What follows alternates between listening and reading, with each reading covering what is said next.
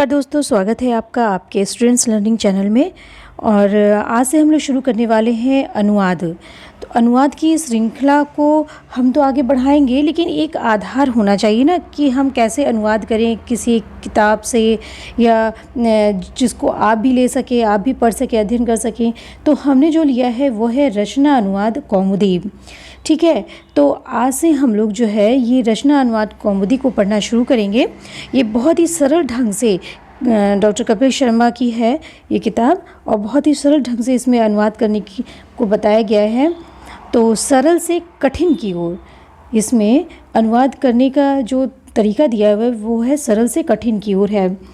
तो इसको हम लोग, हो सकता है कि बहुत सारे दोस्तों को हमारे पता हो कि ये बहुत ही सिंपल है, इसको आता है हमें। यदि आपको लगे कि ऐसा कि हाँ हमें आता है, तो इसको फिर भी इसका आपका रिवीजन हो जाएगा, आप करते जाइएगा। और ये बेस है, ठीक है। धीरे धीरे करके हम इसमें आगे बढ़ेंगे। तो मैं छोटे छोटे वीडियो के माध्यम से आपको पढ़ाऊँगी ताकि आप बोर ना हो सके। व्याकरण है तो हम लोग बोर हो जाते हैं पढ़ते पढ़ते, तो आप बोर ना हो सके, इस वजह से हम लोग छोटे छोटे वीडियो के माध्यम से हम लोग पढ़ेंगे। ठीक है, तो ये अभ्यास 1 है। आज इसके नियम को और इस समझेंगे। फिर उसके बाद अभ्यास 1 को हम लोग जो प्रश्न आएंगे उसको हम लोग सॉल्व करेंगे। तो चलिए शुरू करते हैं समय की बर्बादी किए बिना। और एक कॉपी पेन लेके आप बैठ जाइए और नियमित रूप से आप बैठिए। ठीक है, तो चलिए हम लोग शुरू करते हैं अभ्यास 1। ये है, देखिए क्या है कि यहाँ पे कह रहे हैं कि देखिए शब्द के लिए ये संकेत स्मरण कर ले। जहाँ जहाँ अंडरलाइन लगा है, जहाँ जहाँ जैसे क ख क में, थोड़ा सा पहले इसको बड़ा कर लिया जाए। देखिए क में है अंडरलाइन, ख में अंडरलाइन है ना, और ग में अंडरलाइन है, घ में अंडरलाइन है। तो ये जो अंडरलाइन के है ये अक्षर, वो ये हैं। जैसे क में जितने भी अक्षर आएंगे वो संज्ञा या सर्वनाम शब्द हैं। ख में जितने भी हैं वो धातु और क्रिया शब्द है। ग में जो भी है वो अव्यय है या क्रिया विशेषण है। घ में जो है वो विशेषण शब्द है। ठीक है, तो ये देखिए कि इसमें आपको इतनी सारे शब्दों की जानकारी हो जा रही है कि संस्कृत में इससे इन शब्दों को ये कहते हैं। ठीक है, देखिए कैसे है, चलिए पढ़ते हैं हम लोग। कि पहला है ये सह, मतलब वह। ये पुल्लिंग में इस्तेमाल किया जाता है, पुरुष पुल्लिंग में इस्तेमाल करते हैं सह, वह। और स्त्रीलिंग के लिए होता है सा। ठीक है, तौ, तौ मतलब होता है वे दोनों। ते, वे सब। भवान, आप है। भवान का मतलब आप। जैसे कहते हैं ना, हम लोग हिंदी में आप का यूज़ करते हैं, वैसे संस्कृत में बोलते हैं भवान। भवान के का रूप चलता है वो आपका पुल्लिंग और स्त्रीलिंग दोनों में है। इसमें मैं आपको पुल्लिंग और स्त्रीलिंग दोनों रूप बताऊंगी, आप उसको जरूर याद करिएगा। भवान आप पुल्लिंग में कहते हैं और भवती आप स्त्रीलिंग में कहते हैं। ठीक है, यदि स्त्रीलिंग को आप कहना हो तो बोलेंगे भवती, और पुल्लिंग में यदि आप कहना हो तो बोलेंगे भवान। सर्वनाम शब्द है ये सारे। हाँ, अब ये देखिए रामः, रामः मतलब राम है। एक चीज़ याद रखिए आप कि संस्कृत में आप राम कह देंगे तो ये संस्कृत के शब्द नहीं माने जाएंगे। ठीक, एक सरल भाषा में आपको बता रही हूँ, जब आप इसमें विसर्ग लगाएंगे तभी जाकर के ये क्या बनेगा, ये संस्कृत का पद बनता है ना। तो देखिए क्या हो गया, राम, रामः, ईश्वरः, ईश्वर या स्वामी, बालकः अर्थात बालक। देखिए जहाँ जहाँ विसर्ग है वो संस्कृत के शब्द हैं। और मनुष्यः, मनुष्य। नरः मतलब भी मनुष्य होता है। ग्रामः, गाँव। नृपः, राजा। और विद्यालयः, विद्यालय। कितने सरल सरल शब्द हैं। आपको लग रहा होगा कि ये तो क्या है, ये तो मुझे आता है, लेकिन कोई बात नहीं, आगे बहुत सी ऐसी चीज़ें आएंगी जिसके बारे में लगेगा कि अरे ये तो मुझे पता ही नहीं था। फिर ख देखिए भू। ख में कहा है धातु, धातु या क्रिया शब्द। तो देखिए ख में क्या है, भू, भू मतलब होना। पठ मतलब पढ़ना। लिख, लिखना। हंस, हंसना। गम, जाना। ठीक है, गम मतलब जाना। आगम मतलब आना। और जितनी भी धातुएं रहती हैं ना, उसके अंत में यदि वो अकारांत है तो उसके अंत में क्या होता है, उसमें हलंत लगा रहता है। ठीक है, जैसे पठ, लिख, हंस, इस सब में हलंत लगा है ना। हाँ, इसमें जो है स्वर नहीं लगा है, इस वजह से क्या पठ में हलंत लगा है। हाँ, स्वर अ होता तो पूरा पठ लिखा जाता, लेकिन इसमें स्वर नहीं है, क्या हो गया, ये पठ, हलंत लगा है। ठीक है, अर्ध स्वर है ये। तो जब इसमें हम प्रत्यय लगाएंगे तब जाके हमारा वो धातु रूप बनेगा। अब ये देखिए, अब देखिए ग में है अव्यय या क्रिया विशेषण। तो आपको ये भी जानकारी हो जा रही है कि अव्यय और क्रिया विशेषण शब्द किसे कहते हैं। तो देखिए, ग अत्र, ये क्या है, ये अव्यय है जिसको बदला नहीं जा सकता, और क्रिया विशेषण भी है। इह, यहाँ, अत्र, यहाँ, इह मतलब यहाँ, यत्र मतलब जहाँ, तत्र मीन्स वहाँ, कुत्र मीन्स कहाँ, और क्व मीन्स भी कहाँ होता है। ठीक है, तो ये सारे शब्दार्थ आपको मिल गए।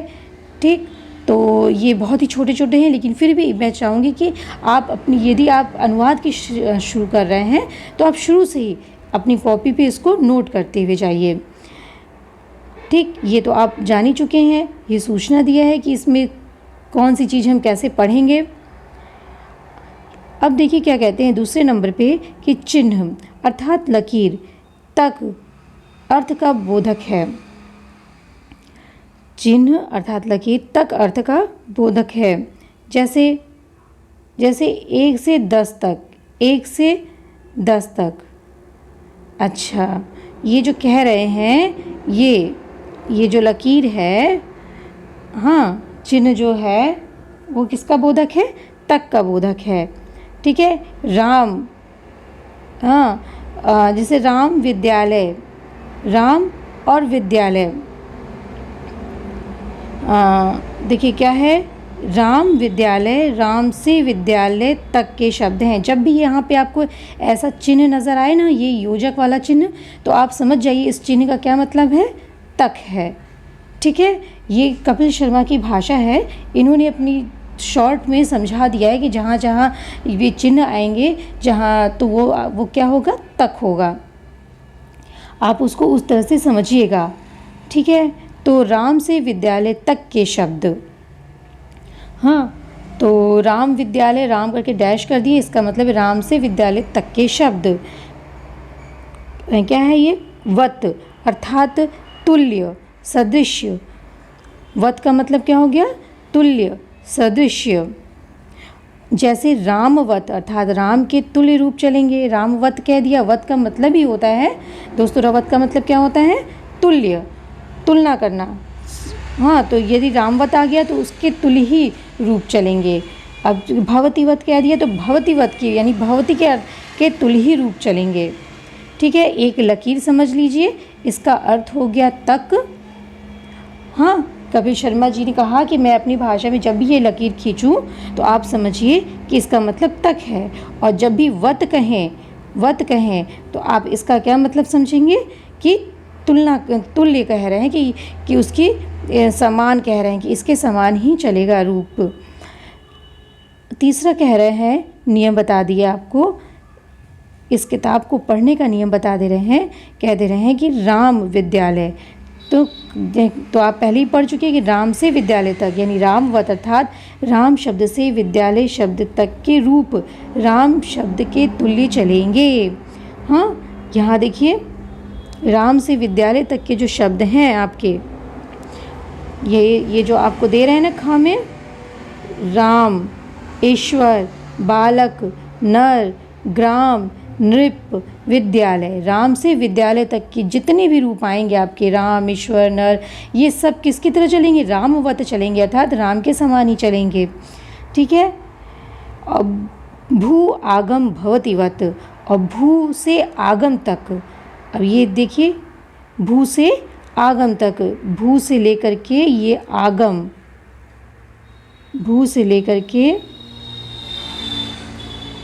ये आगम तक, जितनी भी धातुएं आएंगी वो भवतीवत भवती की तरह चलेंगी। भवती भवता भवन्ति, पठति पठता पठन्ति, लिखति लिखता लिखन्ति, हसति हसता हसन्ति। इस तरह से गम का हो जाएगा गच्छति गच्छता गच्छन्ति। ठीक है, गम का जो धातु चलेगा, गम मीन्स जाना मूल धातु है, लेकिन जब इसका जो धातु रूप चलता है तो गच्छ से चलता है। आगम का क्या हो जाएगा, आगच्छति आगच्छता आगच्छन्ति। ठीक है, तो ये कह दिए कि भू आगम, भू से आगम तक के रूप जो है वो भवतीवत, वो धातु रूप भवती के समान धातु रूप चलेगा। ठीक है, तो राम का रूप, राम से विद्यालय तक के बीच में जितने भी आ रहे हैं आपके, वो सब राम की भांति चलेंगे। और भू से लेकर के आगम तक के बीच जितने भी धातु रूप आ रहे हैं वो भवती की भांति चलेंगे। ये आपको शॉर्ट में ये कपिल शर्मा जी समझा दिए। अब ये देखिए क्या कह रहे हैं कि देखिए, अब कह रहे हैं व्याकरण में आया कि लट परस्मैपदी कर्तृवाच्य, परस्मैपदी और कर्तृवाच्य जो वाच्य है इसमें आपका परस्मैपदी, आत्मनेपदी और उभयपदी तीन पदों में चलता है। ठीक है, तो लट परस्मैपदी है ये, तो जो आगे आ रहा है हम लोग उसी को देखते हैं। क्या है ये परस्मैपदी, तो देखिए क्या है कि रामः रामौ रामः, ये क्या हो गया, रामः रामौ रामा।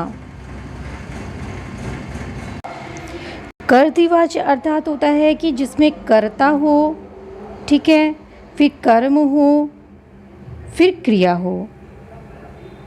ठीक है, कर्ता कर्म क्रिया, और कर्ता के अनुसार ही क्रिया होती है। कर्ता यदि एक वचन में होगा तो क्रिया भी हमारी एक वचन में होगी। हाँ, और कर्म हमेशा द्विवचन में होगा। कर्म किस वचन में होगा, द्विवचन में होगा। कर्ता एक वचन में तो क्रिया भी एक वचन में। ठीक, यदि कर्ता प्रथम पुरुष एक वचन है तो क्रिया भी प्रथम पुरुष एक वचन है। तो कर्ता के अनुसार ही क्रिया चलता है और कर्म हमेशा द्विवचन में होता है। तो यही ये कह रहे हैं कि देखिए, एक आपको बता दिया कि लट लकार परस्मैपदी, पहले इसको थोड़ा सा बड़ा कर लेते हैं हम लोग, इधर देखते हैं। रामः रामौ रामः प्रथमा कर्ता है, रामम रामौ रामान द्वितीय है कर्म। ठीक है, कर्ता है ये कर्म है, कर्ता कर्म क्या है, ये कारक है दोस्तों। हाँ, और रामः रामौ रामः ये आपका रूप है जो इसमें प्रथमा और द्वितीया विभक्ति तक ही रूप दिया हुआ है। प्रथमा और द्वितीया विभक्ति हो गई, कर्ता और कर्म कारक हो गया। तो इस और वैसे तो आपको और 2 कदम आगे की सोचनी चाहिए। राम का रूप आपको याद कर लेना चाहिए। एक वचन पूरा याद कर लीजिए, फिर द्विवचन याद कर लीजिए, फिर बहुवचन याद कर लीजिए। जैसे राम है तो रामः रामम रामेण रामाय रामात रामस्य रामे राम, इस तरह से एक वचन हो गया, फिर द्विवचन, फिर बहुवचन आपको याद कर लेना चाहिए। ठीक है, कारक भी याद होना चाहिए आपको। कर्ता ने कर्म को करण से, द्वारा, संप्रदान के लिए, अपदान से अलग होने में, संबंध का के अधिकरण में, पर और संबोधन क्या हो गया, हे अरे भो। इस तरह से आपको कारक भी याद हो जाना चाहिए। इसका संक्षिप्त रूप बता रहे हैं ये कि अह औ आह आया है और अम औ आन द्वितीया में आया है। देख लीजिए इसका में प्रत्यय क्या लगा है संक्षिप्त रूप में। इसी तरह से हम सब में लगा देंगे। रामः अह औ आह, अह औ आह, अह औ आह, रामः रामौ रामः। अंतिम में प्रत्यय देखिए यही लगा है ना। और फिर द्वितीय में क्या लगा है, अम औ आन, रामम रामौ रामान। अब इसको कह दे रहे हैं तो आप समझ जाइए आप, क्योंकि ऊपर कहा जा चुका है राम से विद्यालय तक जितने भी आएंगे वो राम की तरह रूप चलेंगे। तो आप देख लीजिए, राम है तो ईश्वर भी तो ऐसा ही हो जाएगा ना। ईश्वर ईश्वरौ ईश्वराः, ईश्वरम ईश्वरौ ईश्वरान ईश्वरन। ठीक है, और वैसे ही विद्यालय भी चलेगा, बालक भी चलेगा, बालकः बालकौ बालकाः, बालकम बालकौ बालकान। हाँ, विद्यालय भी चलेगा आपका। तो विद्यालयः विद्यालयो विद्यालयः, विद्यालयम विद्यालयो विद्यालयन विद्यालयन। तो इस तरह से जो है आप इस एक दे देने का मतलब यह है कि आप उसको उस तरह से आप चला लीजिए रूप। ठीक है, सब आप बना करके उसको देखिए। भू धातु लट लकार वर्तमान काल, भू धातु लट लकार वर्तमान काल। अब भू धातु में भी आपको बता चुके हैं कि भू से लेके आगम तक जितने भी चलेंगे वो भवती की तरह चलेंगे, भवती के समान चलेंगे धातु रूप। तो देखिए क्या है, भवती, भवतः, भवंती। इसमें सिर्फ प्रथम पुरुष बता रहे हैं कि भवती, भवती, भवतः, भवंती। हाँ, इसमें क्या प्रत्यय लगा है, अति, अतः, अंति। अब आगम तक जितने भी आपके धातु रूप आ रहे हैं सब में ऐसे लगा सकते हैं ना, पठति, पठति, पठतः, पठन्ति, लिखति, लिखतः, लिखन्ति, हसति, हसतः, हसन्ति। इसी तरह सारे प्रत्यय लगा करके आप ये धातु रूप बना सकते हैं आगम तक। ठीक है, यही आपको इसमें बता रहे हैं। तो संक्षिप्त रूप अंत में लगाकर अन्य धातु के रूप बनाइए, जैसे पठति, लिखति, हसति, गच्छति, आगच्छति आदि। लट आदि में गम को गच्छ हो जाता है, ये हम आपको बता चुके हैं। लट अर्थात वर्तमान काल। लट लकार को क्या बोलते हैं, वर्तमान काल। लकार हमारे 5 हैं, वैसे तो 10 हैं, लेकिन हमें जो स्टार्टिंग में जो पढ़ने होते हैं वो 5 लकार ही महत्वपूर्ण हैं, जिसमें से ये लट लकार है वर्तमान काल। ठीक है, अब ये थोड़ा सा नियम देख लीजिए, बहुत ही सिंपल सा नियम है कि कर्ता के अनुसार क्रिया का वचन और पुरुष होता है। सह पठति, ये हमने आपको बताया, कर्ता यदि एक वचन में होगी तो क्रिया भी एक वचन में होगी। सह पठति, ये प्रथम पुरुष एक वचन है सह, तो पठति भी क्या है, प्रथम पुरुष एक वचन है। तो कर्ता प्रथम पुरुष एक वचन है तो क्रिया भी प्रथम पुरुष एक वचन है, ये भी हम आपको समझा चुके। भवत मतलब आप, शब्द के साथ सदा प्रथम पुरुष आता है, ये चीज़ हमेशा याद रखिए, चाहे भवान पुल्लिंग में हो चाहे भवती ठीक स्त्रीलिंग में, उसके साथ हमेशा जो क्रिया रहेगी वो किस में रहेगी, एक वचन में रहेगी। ये आपको हमेशा याद रखने की चीज़ है। ठीक है, अब भवत का रूप हम आपको अभी बताते हैं, भवान और भवती दोनों का। तीनों लिंगों में धातु का रूप वही रहता है, चाहे स्त्रीलिंग हो, पुल्लिंग हो, या ठीक है, या नपुंसक लिंग हो। हाँ, अच्छा, स्त्रीलिंग पुल्लिंग में तो जैसे पट है तो पट में तो नपुंसक लिंग आएगा नहीं। हाँ, दोनों लिंगों में और तीनों ही लिंगों में, जैसे पट हम बोल रहे हैं तो पुल्लिंग में भी पठति बोलेंगे और स्त्रीलिंग में भी हम पठति ही बोलेंगे। क्रिया में कोई अंतर नहीं आता है। ठीक है, लिंग चाहे कोई भी हो, क्रिया में कोई भी अंतर नहीं आएगा। कर्ता में प्रथमा होती है और कर्म में द्वितीया होती है, ये तो आपको पता ही है। कर्ता में हमेशा प्रथमा होगी, और क्योंकि कर्तृवाच्य है ना, इस वजह से कर्ता में हमेशा प्रथमा होगी और कर्म में द्वितीया होगी। अपदम न प्रयुज्येत, बिना प्रत्यय लगाए शब्द या धातु का प्रयोग न करें। अभी हमने आपको बताया, जैसे राम, राम लगा के आप राम पठति नहीं बना सकते हैं, गलत हो जाएगा। आप हमेशा राम, हमेशा आप क्या करेंगे, प्रत्यय लगाएंगे। रामः, ये विसर्ग लगाकर ही आप इसको पद बनाएंगे, तभी आप इसको जो है इसमें प्रयोग कर सकते हैं। किसमें, अपने आप वाक्य में। ठीक, राम पठ ये भी नहीं बन सकता, रामः पठति ऐसा प्रयोग होगा। ठीक है, पठ में ती प्रत्यय लगे और राम में विसर्ग लगा है, तब जाकर के ये प्रयोग हुआ है। एक अर्थ वाले पर्यायवाची शब्दों में से एक शब्द का ही प्रयोग करें।